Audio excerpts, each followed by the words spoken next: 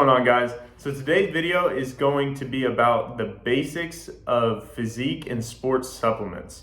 So I'm not going to go into detail about health supplements like vitamin D and fish oil, etc., just because we don't have all day to go through the hundreds of supplements that are out there that are health focused and not physique enhancement or performance enhancement.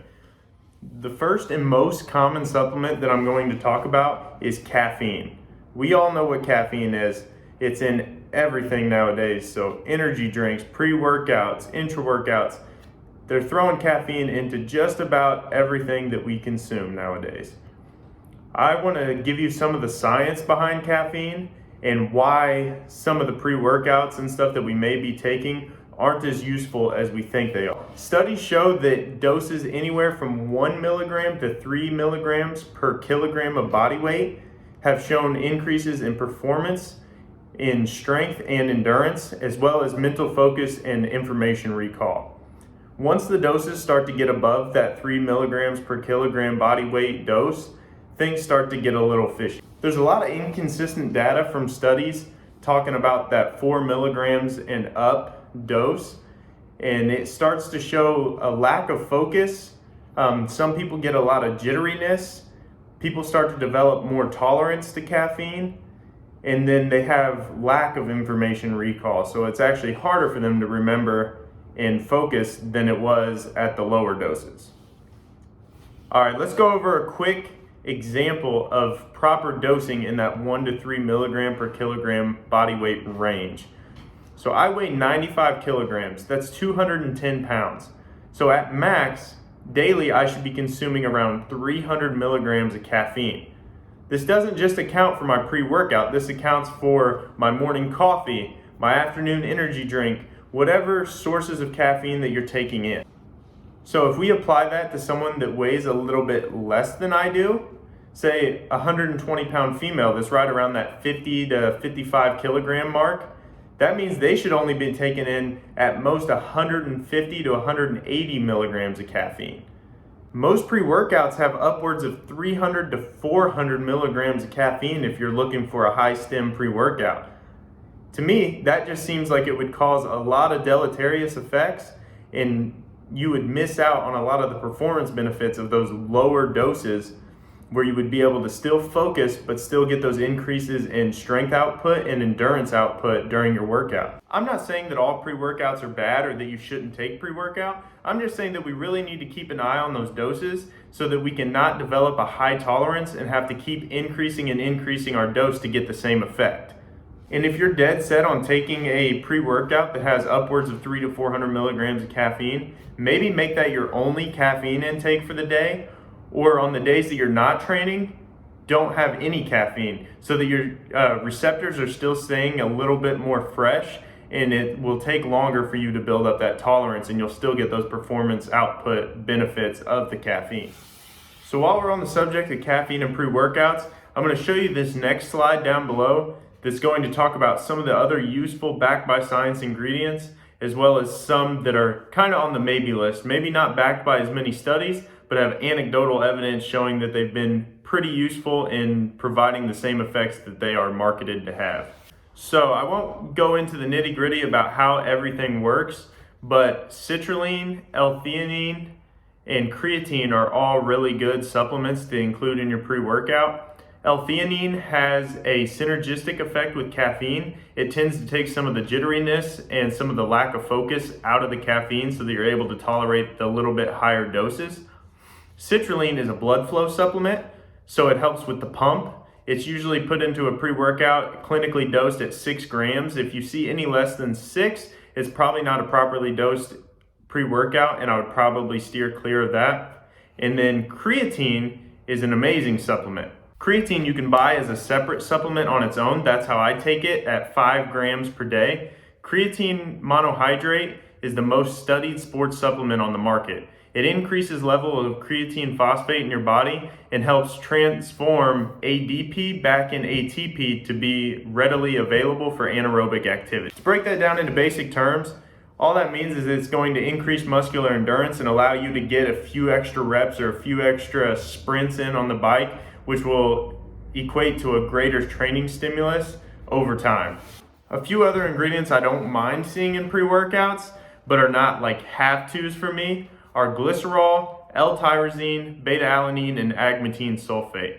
So glycerol and agmatine sulfate are both on that pump product side. So they just help with blood flow and help with pull some fluid into the muscle and blood flow into the muscle and make you get a bigger pump during your workout. Beta-alanine is supposed to be kind of again on that muscular endurance side of things, but it's also the ingredient that can give you that tingly feeling in your skin when you take a pre-workout. Some people like that, some people don't, but that's clinically dosed at 3.2 grams per serving. So if you don't see 3.2 grams, that's not necessarily a bad thing because that will give you a big tingling effect, but it's probably not dosed properly. And if one thing's not dosed properly, there's probably more in that supplement that aren't dosed properly. L-tyrosine is another product that I like to see in pre-workouts that I've found works well for me. L-tyrosine is a mental focus supplement. So it's non-stimulant, so it doesn't have the same effects as caffeine, but it does help with cognitive abilities, especially under stress. There's a product called Ascend from Subject Zero that has L-tyrosine in there that I've noticed really helps with cognitive function and helps me focus without having to take caffeine.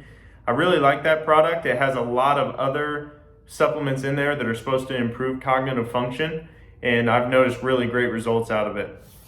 Now I want to move on to protein powder. So protein powder is probably the most popular supplement on the market. Everybody thinks they have to have it to build muscle, but I just want to tell you that that is not the case. So protein powder is a great alternative for those that don't have the time or appetite to get enough protein in through their diet, but I wouldn't make it a replacement for whole food protein. If you have the ability and appetite to get protein in from whole food sources, I'm going to recommend that 100% of the time. Typically people digest whole food protein sources better, and they have a lot of other minerals and vitamins and stuff in them that your body needs. But by all means, if you don't have the time after a workout and you want to slam a protein shake, go right ahead. It's not going to have any negative effects, but I'm just going to tell you it's not going to have any additional muscle building effects compared to just eating a steak or a chicken breast after your workout. Along the same lines as protein powder is carb powder. So I know carbs are usually the enemy when it comes to modern day diets, but in this case, they definitely are not. So carb powder comes in various forms, whether that's dextrose, waxy maize, maltodextrin, carb-10, carbolin, highly branched cyclic dextrin. So there's tons of them on the market, but the premise is the same in all of them. They're all high molecular weight carbohydrates that absorb into your bloodstream really quickly and are supposed to help with muscle recovery as well as glycogen replenishment and endurance if you're taking them intra-workout. I would suggest that if your workout is very intense and it lasts upwards of 2 hours or more, that taking a carbohydrate supplement during your workout will probably benefit you. It will keep your glycogen stores longer and help you push harder and keep the intensity up throughout the whole duration of your workout. I personally take 20 to 60 grams of highly branched cyclic dextrin throughout my workouts, depending on how strenuous the workout is that day. So on my lighter bench days, it's right around that 20 gram mark. And then on my heavy leg days or my heavy deadlift days, it's up around the 50 to 60 gram mark. With the highly branched cyclic dextrin, I've noticed zero GI distress, but I've noticed that towards my end of the workout, I'm still able to keep a pump so I know my glycogen stores are full, and then my recovery the next day is better. I'm not near as sore, and I'm able to hit another intense bout less than 24 hours later without feeling the same effects. Carb powders are by no means a necessity to have a good workout, but if your diet and your macros can account for the extra carbohydrates and you are having those longer workouts, I think it can only benefit you. That's it. That's about my list of useful ingredients. Now I want to move on to some things that are marketed heavily online or heavily in your local supplement store, but are not near as beneficial as they are made out to be. And I know this video is kind of long-winded, so if you'd like to skip to the end, I'll include a breakdown of what products I think are worth your money and what products I don't think are worth your money. So you can skip ahead to the end and check that out if you'd like. But if not, I'm gonna kind of break down in detail 3 categories of supplements that are pushed really hard right now that I believe are pretty useless. The first product I wanna talk about are fat burners. Fat burners have been on the market for who knows how long since Hydroxycut came on the market. The most common type of fat burner are labeled as thermogenics. Thermogenic just means something increases your body's core temperature. The most common thermogenic is caffeine. And we already talked in detail about caffeine and the proper doses of that. I put a picture on the slide over here that is the most common and top rated fat burner on GNC's website. So this Hydroxycut product has 200 milligrams of caffeine. For that 120 pound female, if they took a full serving of this Hydroxycut, they're already over their limit of caffeine for the day. And if you walk in GNC, this product is also over $70. It's loaded with 200 milligrams of caffeine and then a bunch of useless ingredients that are not backed by science. So these high stimulants claim to burn fat by increasing your body's core temperature, and that does elevate your resting metabolism slightly, but it also affects your sleep and your caffeine tolerance. So in my opinion, you would be better skipping out on the fat burner and just getting some better sleep, because science has proven that better sleep increases resting metabolism. So now that we're talking about fat burners, I'm also going to talk about another weight loss management product that seems to be popping up on the market and that I see a lot of people posting, and that is GDAs. For those that don't know, GDA stands for glucose disposal agent. Glucose disposal agents are marketed to help your body absorb carbohydrates into your muscles instead of fat without the need for insulin.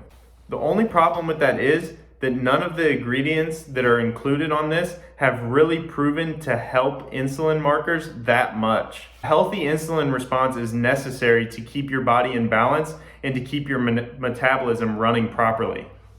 A lot of people market these as you can eat whatever you want as long as you take this glucose disposal agent, because it's going to take the carbohydrates right where you want them instead of storing them as fat. This has been proven not to be the case, and those calories are still inside your body, and your body is still going to have to burn those off. So if you eat more calories than you're burning in a day, but you take a glucose disposal agent, you're still going to store those extra calories as fat. And also, taking these post-training is kind of pointless. Inside your muscle cells, there's these things called GLUT4 proteins. And what these do is transfer glucose back into your muscles to help glycogen replenishment and help muscle recovery. Post-workout, GLUT4 response is upregulated, and your body can transfer those carbohydrates into your muscles without the need for near as much insulin as it normally would.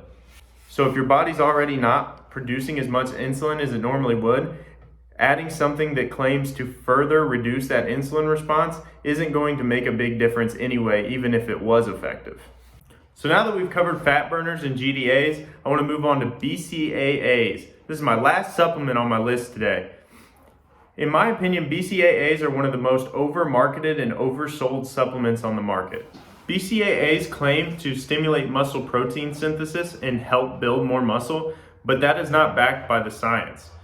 Science studies show that BCAAs at most have an anti-catabolic effect if you're in a severe deficit or not intaking enough protein.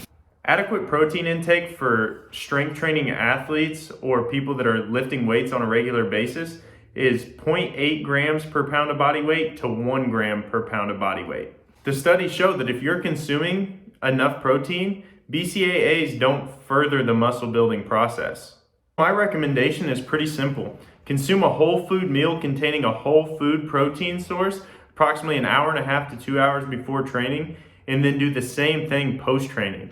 If you need something that's flavored during your workout, maybe drop a Propel packet into a shaker bottle full of water. It will do about the same thing as consuming the BCAAs without the added unnecessary calories. So that's about it as far as my basics for supplements. You don't need a lot to get great results in the gym, and it really comes down to nutrition and intensity in the gym.